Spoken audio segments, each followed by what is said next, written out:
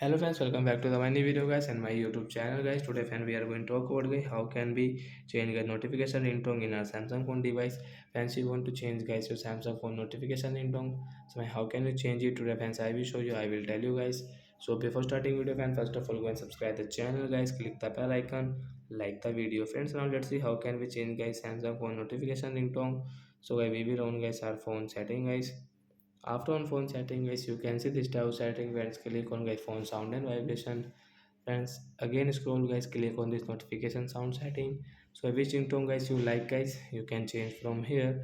So I will click on this half ringtone and friends okay back. Friends, you can see volume. Friends, you can see notification volume guys, you can increase and decrease from here according to yourself. So friends, come back. Friends, you can see your notification ringtone has changed. So like that guys, we can change guys for Samsung phone notification ringtone. So bye bye friends, we will meet on next video guys with new topic. Thanks for watching the video guys.